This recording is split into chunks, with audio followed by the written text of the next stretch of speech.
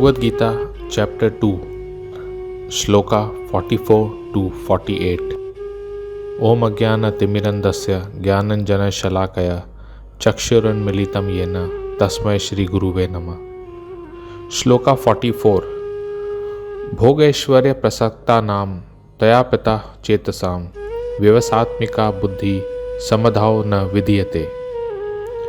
समाधि का मतलब जब मन आत्मा को समझने में स्थिर हो जाए।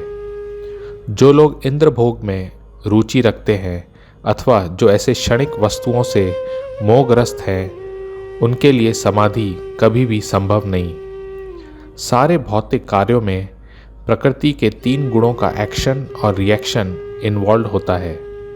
3 गुण हैं, सतोगुण, रजोगुण और तमोगुण। वेद हमको गाइड करते हैं कि कैसे हम इन 3 गुणों से ऊपर उठकर दिव्य अवस्था में आ जाएं। वेद हमको धीरे धीरे उस लेवल में लेकर आते हैं जहां हम ये समझ सकें कि हम कौन हैं, भगवान कौन है, हमारा भगवान के साथ क्या संबंध है। इसको ब्रह्म जिज्ञासा भी कहते हैं, inquiry into the absolute truth. Vedanta का मतलब है वेदों का अंत। वेदांत समझना मतलब सारे वेदों का अंत पा लेना। भगवान श्री कृष्ण से सब अवतार आते हैं। जनरली लोग समझते हैं कि कृष्ण विष्णु के अवतार हैं, पर ऐसा नहीं है। इसी भगवद गीता के चैप्टर 2 श्लोका 2 के तात्पर्य में 2 श्लोक हैं। एक ब्रह्म संहिता 5.1 से, जहाँ ब्रह्मा जी बताते हैं कि परम ईश्वर कृष्ण है, और एक श्रीमद् भागवतम 1.3.28 का श्लोक है जहाँ कृष्ण को स्वयं भगवान कहा गया है। ऐसे अनेक श्लोक हैं वेदों में जहाँ कृष्ण को पूर्ण पुरुषोत्तम भगवान बताया गया है। भगवान श्री कृष्ण के अनगिनत अवतार हैं। पुरुषा अवतार, लीला अवतार, गुना अवतार, मनवंतर अवतार, युग अवतार, सत्यावेश अवतार। विष्णु भी एक नहीं 3 है।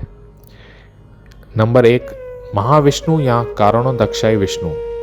इनके शरीर के एक एक रोम से एक यूनिवर्स ब्रह्मांड निकलता है। नंबर 2 गर्भोदक्षाई विष्णु। ये हर एक यूनिवर्स में एंटर करते हैं। इन्हीं की नाभि से ब्रह्मा जी निकलते हैं। नंबर 3 शिरोदक्षाई विष्णु, जो सबके हृदय में परमात्मा के रूप में है। ये तीनों विष्णु भगवान श्री कृष्ण के पुरुषा अवतार हैं। नारद मुनि, वराहदेव, नरसिम्हदेव, धन्वंतरी, मोहिनी, वामनदेव, व्यासदेव, कल्की इत्यादि भगवान कृष्ण के लीला अवतार हैं। भगवान कृष्ण के गुण अवतार हैं ब्रह्मा, विष्णु, महेश। तो भगवान श्री कृष्ण अवतार नहीं, वे स्वयं भगवान हैं। भगवान श्री कृष्ण एक भक्त के रूप में चैतन्य महाप्रभु बनकर आए। भगवान श्री कृष्ण बहुत प्यारे हैं, स्वीट हैं, और चैतन्य महाप्रभु बहुत दयालु हैं, मर्सीफुल हैं। तो जब कृष्ण ने इच्छा की कि मैं सब जीवों पर दया करूंगा, तब उन्होंने चैतन्य महाप्रभु का रूप लिया।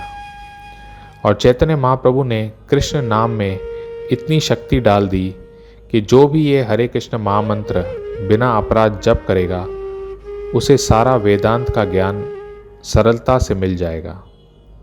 जिस चीज़ को पाने के लिए बड़े बड़े योगी लाखों जन्म तपस्या करते हैं, वह चीज़ भगवान चैतन्य ने सबको ऑलमोस्ट फ्री में दे दी। इसलिए हम बार बार सबसे रिक्वेस्ट करते हैं कि आप भगवद गीता पढ़ने के साथ साथ ये महामंत्र हरे कृष्ण कृष्ण कृष्ण हरे हरे, हरे राम राम राम हरे हरे जप करिए।